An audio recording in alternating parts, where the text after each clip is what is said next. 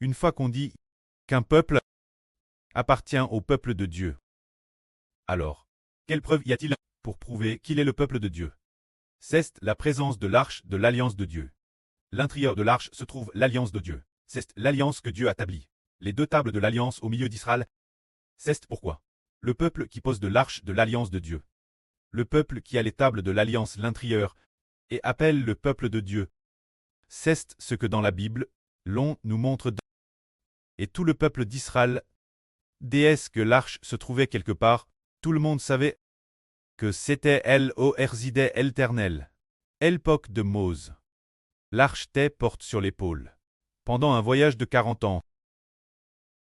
Plus tard, Josué a conduit un groupe de prêtres pour porter l'arche jusqu'au pays de Canaan. Finalement, après quelques centaines d'années, après une très longue période, et après cela, un homme nommé David a apporté l'arche Jérusalem. Ainsi, au début, l'arche Jérusalem dépose dans la tente que David avait dresse.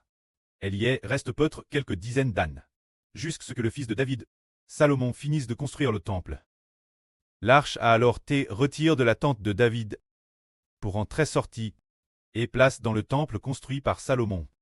Le temple construit par Salomon existe pendant environ peut-être 400 ans. Ainsi, l'arche est reste dans le temple pendant 400 ans.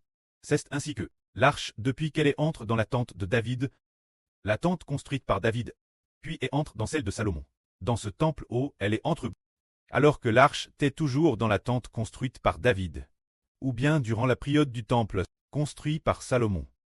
Le trône de David n'a jamais été ébranlé.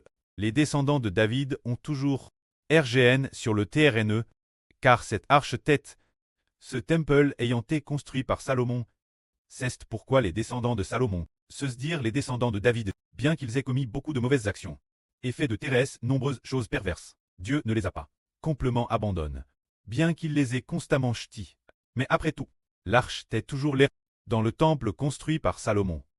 C'est pourquoi Dieu a continué faire miséricorde aux descendants de David, nation après nation, en les laissant régner, jusqu'à ce que, en vrai, ils aient abandonné Dieu, un point tel que Dieu ne pouvait plus le supporter.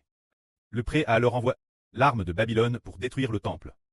Et à partir de ce moment-là, il a aboli l'alliance avec les descendants de David, pour régner comme roi, jusqu'à ce que le prêt dise que celui qui t'est promis soit venu, établissant une nouvelle alliance, une fois que le fils promis qui appartenait le trône de David est apparu, il a alors donné le trône ce fils.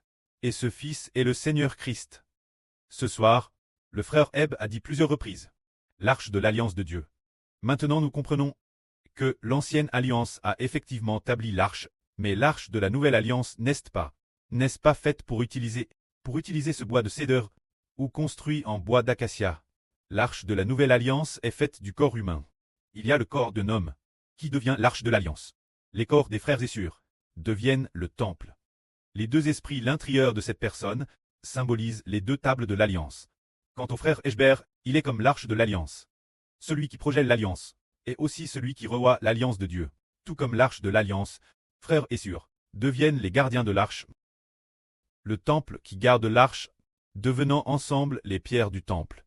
Pour garder l'arche, parce que nous avons gardé cette alliance, nous avons obtenu la royauté et le sacerdoce. C'est ce que Dieu nous fait comprendre. Alors frères et sœurs, si vous pouvez l'accepter, suivez de PRS le frère Ashber, pour porter ensemble l'arche de Dieu. Et garder l'arche, se dire. Prêcher ensemble l'évangile du frère Ashber. Soutenir le frère Ashber. Avec le précleste et le Seigneur travers le frère Ashber. La vraie proclame pour que le salut de Dieu et du Seigneur se propage par la bouche du frère Ashber. Tout comme le frère Ashber est l'arche et devient le souverain sacrificateur. Qu'en est-il alors des frères et sœurs? Ils gardent aussi cette alliance ensemble, et préservent ensemble la vraie proclame par le frère Ashber. Préserver cette vraie, ce n'est pas défendre le frère Ashber en tant qu'individu, non seulement défendre le frère Ashber personnellement, mais surtout défendre le Saint-Esprit qui y habite. L'esprit du précleste Jéhovah et du Seigneur Christ. Si nous agissons ainsi, tout comme le frère Ashber est devenu roi, faisant alliance pour devenir roi, et faisant alliance pour recevoir le royaume, alors que n'est-il des frères et sœurs, comment peuvent-ils aussi devenir le temple dans le royaume, et devenir ensemble roi et prêtre? Que la gloire soit rendue au prêtre et au Seigneur. Amen.